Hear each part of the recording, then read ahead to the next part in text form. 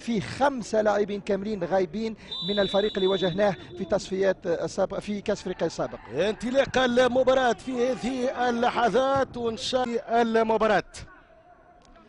ديون أوتو في تنفيذ الركنية، كرة على يسار الحارس البشير بن سعيد.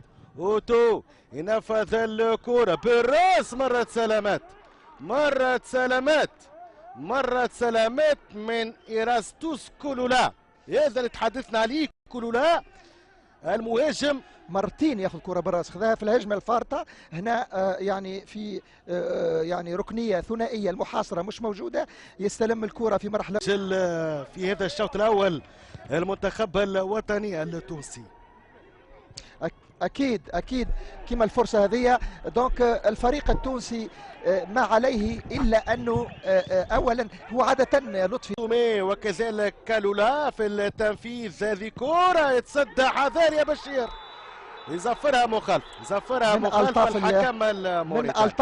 من الطاف الله انها يزفرها مخالفه، لانه التحكم في الكره ما كانش ولا بد من الحارس. الحمد لله انه ربما فيه واحد من وهذه خطوره الكرات الثابته، هذه اللي قلناه.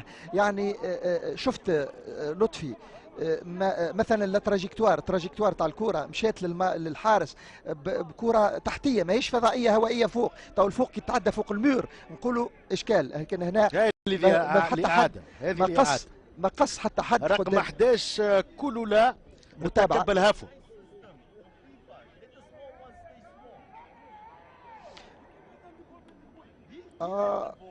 احتسب مخالفه الحكم من الطاف الله كما قلنا للمنتخب الوطني التونسي للبشير بن سعيد.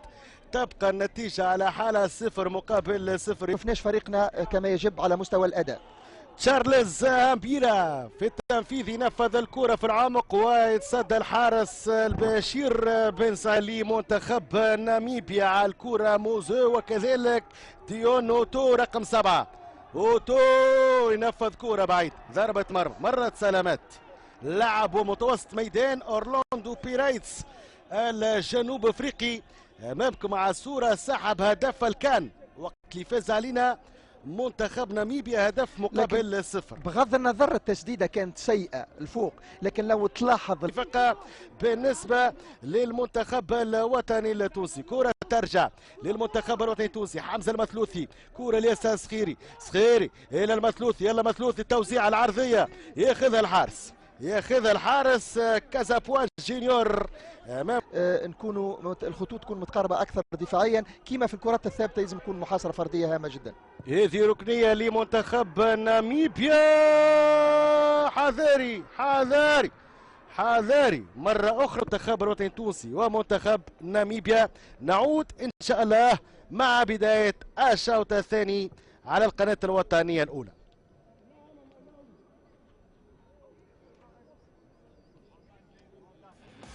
في هذه التصفيات في اللحظة هذه انطلاق الشوط الثاني بصافرة للحكم الموريتاني دحان بيدا.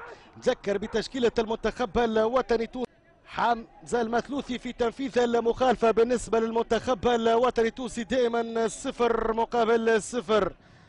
تنفيذ كرة لصالح المنتخب، هذه كرة جانبية.